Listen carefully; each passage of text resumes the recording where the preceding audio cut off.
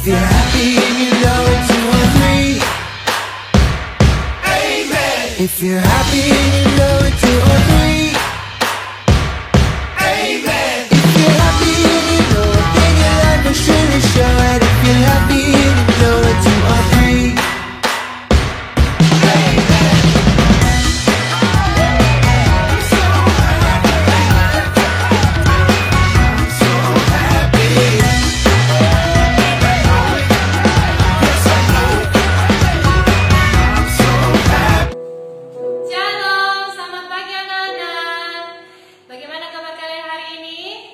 Miss percaya anak-anak semua dalam keadaan sehat-sehat dan masih semangat untuk beribadah pagi hari ini. Kita siapkan hati kita untuk beribadah pagi hari ini untuk memuji dan memuliakan nama Tuhan. Kita angkat satu pujian, terima kasih Tuhan.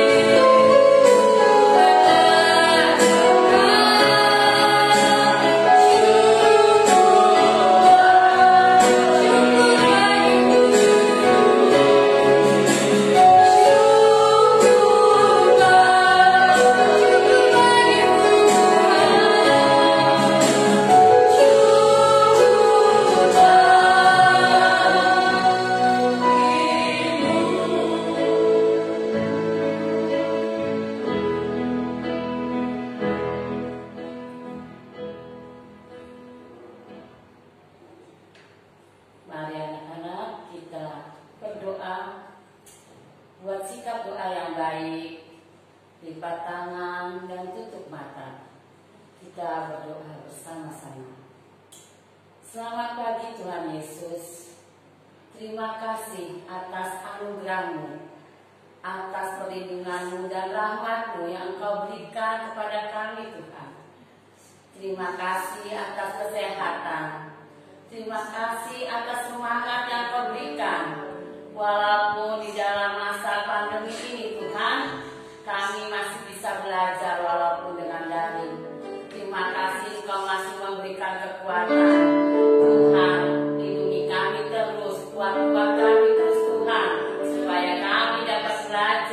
belajar dengan baik, dapat menerima pelajaran dari guru kami dengan baik. Terima kasih semua kami panjatkan kehadiran Tuhan Yesus. Amin. Kita akan memuji Tuhan lebih lagi. Kita angkat satu pujian setinggi-tingginya lagi. Yesus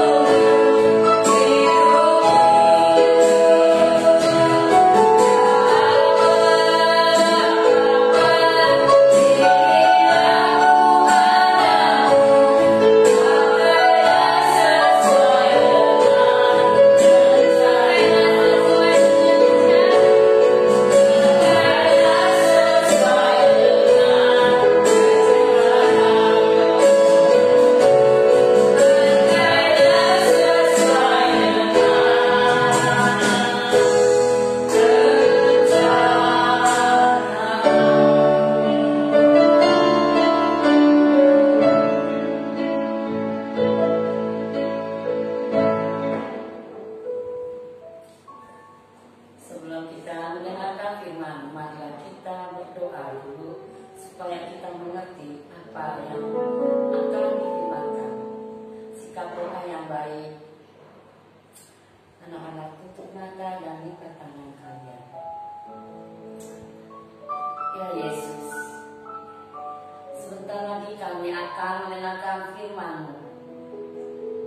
Bukalah hati dan pikiran kami Tuhan, agar kami mengerti dan memahami apa yang Engkau firmankan, yang menjadikan teladan bagi kehidupan kami, supaya kami, anak-Mu ini Tuhan, dapat melaksanakan sesuai dengan firman-Mu.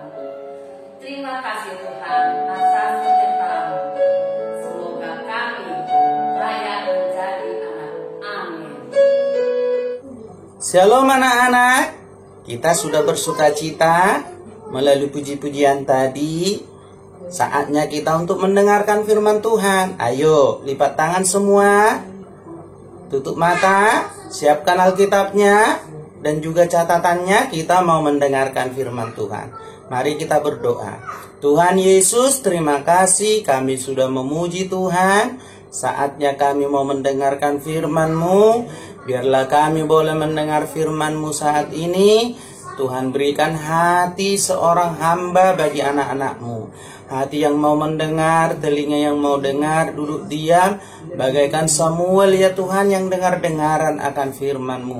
Berkati anak-anak kami Tuhan, mulai dari kelas 1 sampai kelas 6. Lewat pendengaran firman-Mu saat ini Tuhan. Terima kasih Bapa, dalam nama Yesus, amin. Nah, anak-anak, hari ini kita akan mendengarkan tentang firman Tuhan, yaitu Yesus teladanku, berani menolak ketidakbenaran atau ketidakadilan. Nah, anak-anak, biasanya orang atau biasanya kalau ada teman kita yang banyak, teman kita terus mengajak kita ke sesuatu yang tidak benar atau melakukan dosa. Coba, apa yang anak-anak lakukan? Nah, biasanya kita ikut-ikutan, ya kan? Ketika teman kita ngata-ngatain temannya, kita ikut-ikutan. Kita tidak berani mengatakan, oh, nggak boleh begitu, dosa. Jangan dong, saya nggak mau ikut sekalipun ditawarkan. Nah, seringkali kita ikut-ikutan. Ketika teman kita memusuhin, kita diajak, ayo kita musuhin yuk si A. Kita langsung ikut-ikutan. Nah, itulah yang tidak benar di hadapan Tuhan. Karena Yesus adalah teladan kita. Bagaimana Yesus, dia pernah tidak mengikuti atau dia langsung benar-benar menolak ketidakbenaran, menolak ketidakadilan. Nah, adapun firman Tuhan hari ini terambil dari Yohanes 2 ayat 13 sampai dengan ayat 25. Nah, anak-anak, suatu ketika Yesus sedang berada di bait Allah. Pada waktu itu, Yesus lagi ada di bait Allah. Biasanya, anak-anak tahu apa itu bait Allah? Nah, bait Allah itu adalah tempat orang-orang Yahudi atau orang-orang zamannya Yesus untuk beribadah. Sama seperti di gereja. Nah, ternyata apa yang terjadi anak-anak? Yesus datang ke sana ingin beribadah. Dan adik-adik tahu apa yang terjadi? Ternyata di bait Allah itu orang-orang pada waktu itu bukannya datang beribadah. Nah, anak-anak juga melalui cerita ini, jangan-jangan kita pergi ke gereja bukan untuk beribadah, tapi untuk main, supaya dapat jajan, atau supaya ngobrol sama temannya. Dan itu yang terjadi pada waktu Yesus ada di bait Allah. Ternyata anak-anak, ketika Yesus sedang ada di bait Allah, Yesus Di dalam ayat 14 dikatakan Yesus mendapati bait suci, didapatinya pedagang-pedagang lembu, kambing domba, dan merpati, dan penukar-penukar uang duduk di situ. Nah, padahal kita kalau ke bait Allah tujuannya untuk apa? Untuk beribadah. Ternyata pada zaman Yesus ini orang-orang datang ke bait Allah dengan motivasi yang salah. Ada yang mau jualan di situ, ya, ada yang mencari keuntungan. Nah, apa reaksi Yesus ketika melihat ketidakadilan dan ketidakbenaran itu? Demikian juga dengan kita anak-anak. Apa yang kalian lakukan? Kalau teman-teman kalian lihat, ya, teman-teman kalian mengajak kalian untuk melakukan dosa atau untuk melakukan yang tidak benar, apakah kalian terpengaruh? Atau apakah kalian diam saja? Atau apakah kalian melakukan teguran? Atau mengatakan, oh itu tidak baik, itu tidak benar? Nah, itulah yang dilakukan oleh Yesus. Pada waktu itu, Yesus melihat orang-orang yang di bait Allah itu, Yesus marah. Kenapa? Karena ketidakbenaran. Karena ketidakadilan. Tidak sesuai dengan apa yang Tuhan mau. Karena di bait Allah itu sesungguhnya untuk beribadah. Tetapi orang-orang pada waktu itu bukan untuk beribadah. Nah, kita lihat reaksi Yesus di dalam ayat 15. Maka ia yang dimaksud di sini anak-anak adalah Yesus. Ia membuat cambuk dari tali lalu mengusir mereka semua dari bait suci dengan semua kambing domba dan lembu mereka, uang penukar-penukar dihamburkannya ke tanah dan meja-meja mereka dibalikannya. Kepada pedagang-pedagang merpati ia berkata, ambil semuanya ini dari sini, jangan kamu membuat rumah Bapakku menjadi tempat berjualan. Nah, rumah Tuhan, rumah Allah tidak boleh dikotori. Nah, rumah Tuhan itu tidak boleh dikotori. Dengan ada tadi para orang-orang yang datang pada waktu itu di situ mencemarkan rumah Tuhan, yaitu satu, kambing domba, sapi, ternak dan lain sebagainya. Nah, ini adalah gambaran tentang hati kita, tubuh kita. Nah, dalam perjanjian baru, bait Allah itu tidak lagi di gedung itu tadi. Tidak lagi di gedungnya. Tetapi bait Allah adalah yang sesungguhnya adalah hidup kita, tubuh kita. Nah, tubuh kita ini, bait suci ini harus kita jaga, jangan sampai cemar. Jangan kita kotori dengan ketidakadilan, ketidakbenaran. Ya. Nah, anak dengarin. Harus kita menjaga kekudusan hati kita. Karena tubuh kita, bait suci Allah adalah roh Allah berdiam di hati kita. Di hati saya, di hati anak-anak semua. Nah, kalau bait suci Allah adalah hati kita, kita tidak boleh mengotori. Kita harus berani menolak ketidakadilan, menolak ketidakbenaran, menolak ketika ada orang yang mengajak kita melakukan sesuatu, atau kita lihat di lingkungan kita, atau di rumah, atau dimanapun, ketika ada yang tidak melakukan kebenaran, entah kita diajak atau tidak, tapi ketika kita lihat itu tidak benar, harus kita tegur. Karena apa? Yesus pun melakukan seperti itu. Makanya judul cerita kita adalah Yesus adalah teladanku untuk menolak ketidakbenaran, untuk menolak ketidakadilan, untuk menolak kejahatan. Kalau adik-adik, anak-anak lihat, tahu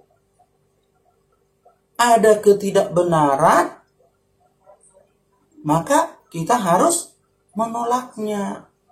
Nah, seperti Yesus dalam ayat ini, dia marah. Ya.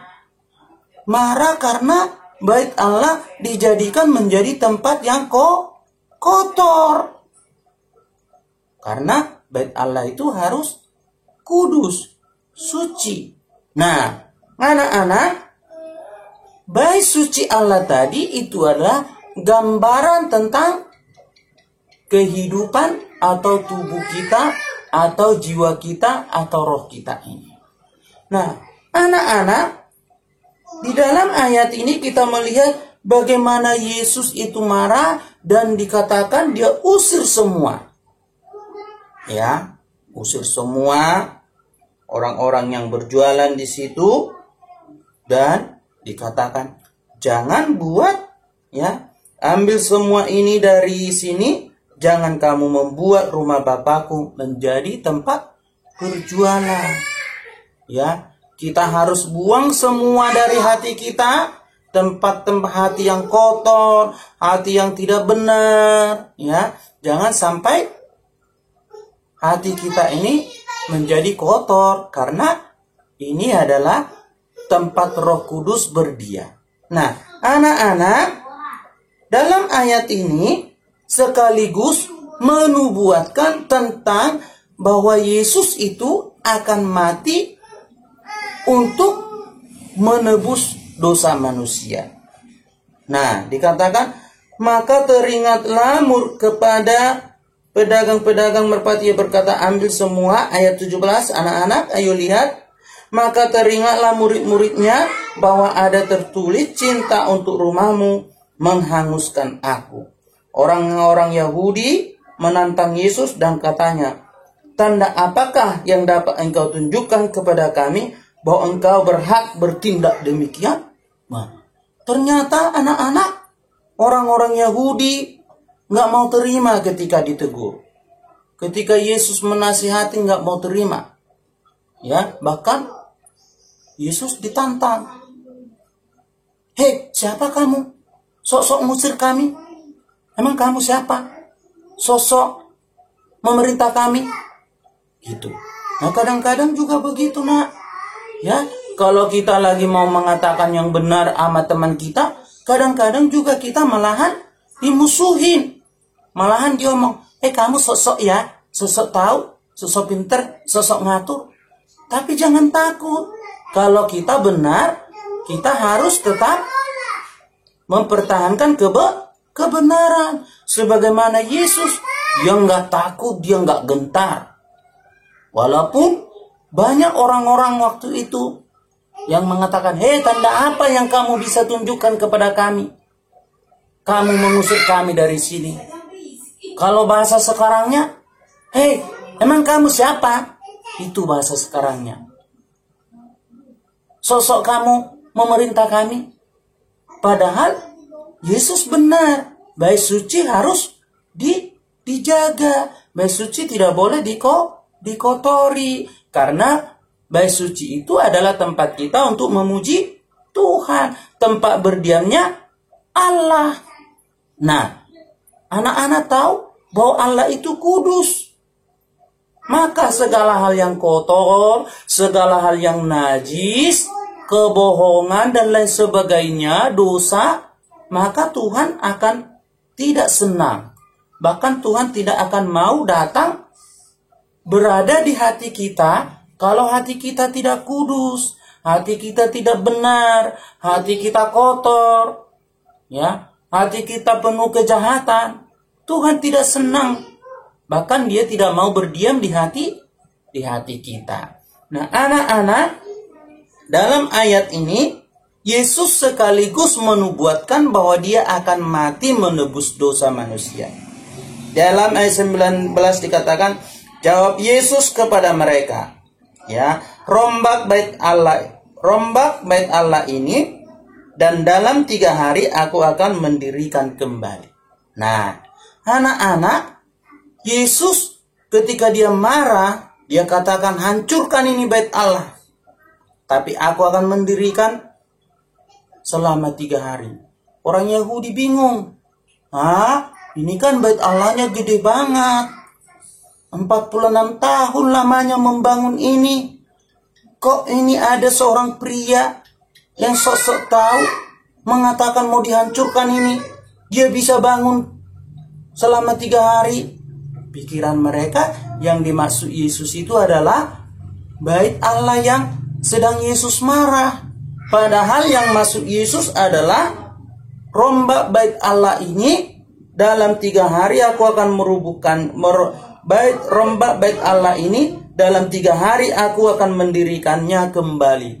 Artinya tadi bait Allah itu yang sesungguhnya adalah tubuh kita. Ini menggambarkan Yesus bahwa dia akan mati di kayu salib, dan pada hari yang ketiga dia bangkit.